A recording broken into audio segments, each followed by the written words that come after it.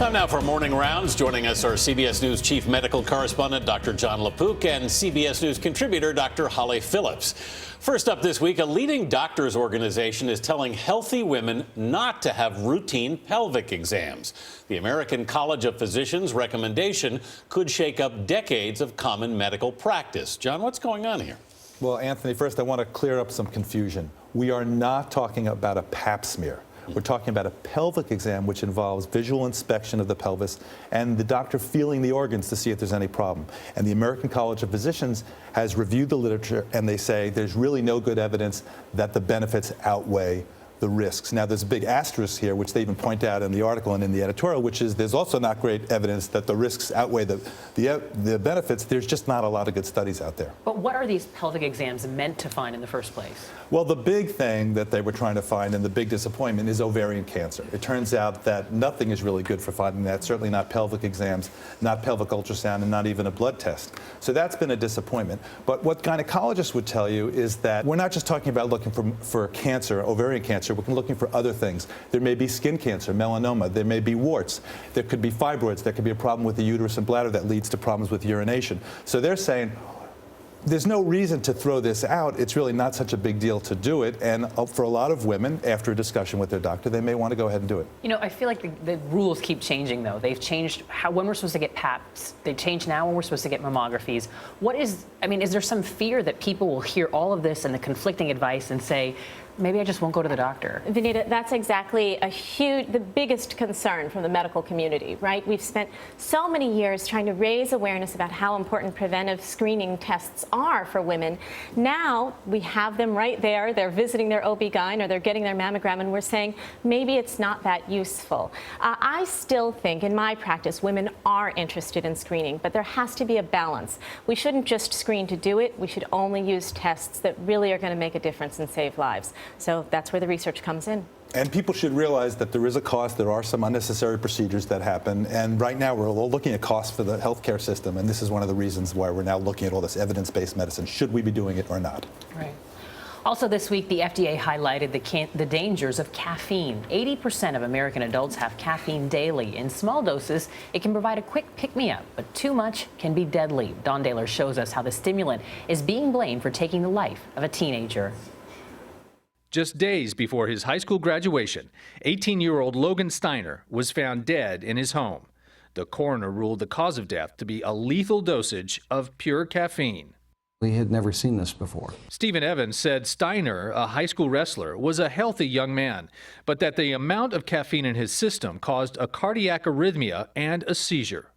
That's a very dangerous situation, and I think needs to be regulated better. Pure caffeine powder can be easily bought on the internet in bulk, and because it's labeled as a supplement, it's not currently regulated by the FDA. In this online review video, caffeine powder, 25 grams. A man shows a package he bought for $10, and the white powdery substance is potent. Be really careful with this stuff. This bag of pure caffeine shows the recommended dose is 250 milligrams, or 1/16 of a teaspoon. That caffeine is the equivalent of 3 Red Bulls. If someone took just 1 full teaspoon, that would be 50 Red Bulls at once. I think that's really the scary thing, is that everybody thinks that caffeine is so safe because it's everywhere. CBS News contributor Dr. Tara Narula says that misconception, even for energy drinks, can have serious effects. The message is for parents and kids and adults, everybody, to really understand that when you're using things that are not regulated, you don't know how much you're getting, you don't know what else is in there. She says for kids especially, the advertising of energy drinks as seen here and caffeine supplements can be enticing. Well, that's a time of your life where you want so desperately to feel good about yourself, to fit in, and you think that, hey, I'm getting something that's safe, I'm taking caffeine, and they just don't recognize that in these unregulated, unsafe doses, it can be so deadly. But John, now that there's caffeine in so many things, from drinks to food to gum, what is the right amount we should be having or giving our kids?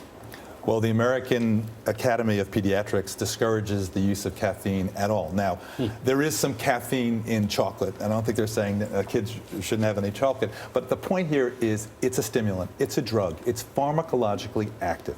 And in small amounts, it can cause you to be jittery or anxious. So we don't know. There might be no safe amount for one particular kid. In large amounts, it can cause palpitations, high blood pressure, even seizure and death. So this is a pharmacologically active drug that the FDA is saying we may consider regulating this. Well, John, the FDA has regulated alcoholic beverages with caffeine, so why haven't they regulated powdered caffeine? Well, they're considering it. The FDA is very concerned about this, not just powdered caffeine, but the energy drinks that have amounts of caffeine that we don't even know. I interviewed the CEO of one of the companies, and he wouldn't tell me how much caffeine was in their product. So it's this hidden caffeine. It's a dietary supplement, as was pointed out in the piece. It's not currently regulated by the FDA, and they are seriously considering regulating it. Also in the piece, they talk about how you can buy it off the internet. Is there a way to impose some sort of age restriction on who could buy it? It's so hard to do it. It's the wild, wild west on the internet, and how they can check this box, I'm 18 and over. Well, we know how well that's going to work. All right. Your chances of getting a prescription for painkillers depend on where you live. A CDC report finds prescription rates vary widely by state. The highest are in the southeast, led by Alabama. Hawaii has the lowest rate. 259 million prescriptions for narcotics like Vicodin, Percocet, and OxyContin were written in 2012. That's enough for every American adult to have a bottle of pills. New research questions the benefit of a routine back pain treatment. Millions of Americans receive steroid injections every year for a disorder called spinal stenosis. But the study suggests the shots may not be worth the trouble. So what did the study look at? You know, back pain is, of course, so common. 65 million Americans have it every day of their lives. And these epidural steroid injections are used primarily for a condition called spinal stenosis. It's where you inject usually a steroid as well as an anesthetic right into the open spaces of the spinal cord, around the spinal cord, and where the nerve roots come out. And it's supposed to really cut down on inflammation and hence pain from back disorders like spinal stenosis. This study found that if you compare two groups of patients, one who had this steroid and anesthetic, and the other that just had anesthetic, at the end of 6 weeks, they were both the same. So it's really calling into question whether or not the steroid itself is particularly beneficial in this way. If the shots don't work, Holly, then how can the stenosis be treated? You know, Anthony, that's the biggest frustration, I think, in medicine. At least I was disappointed to hear that these shots might not work the way we thought they did, because there aren't that many treatments out there for back pain. Exercise is, of course, a mainstay. It really improves flexibility and strength in the back. Pills can be used as well, anti-inflammatories, and narcotics only when we absolutely need to, and then surgery is a last resort. But it's disappointing to hear that this might not be as effective as we had hoped. It sure is, because back pain is about the worst there is.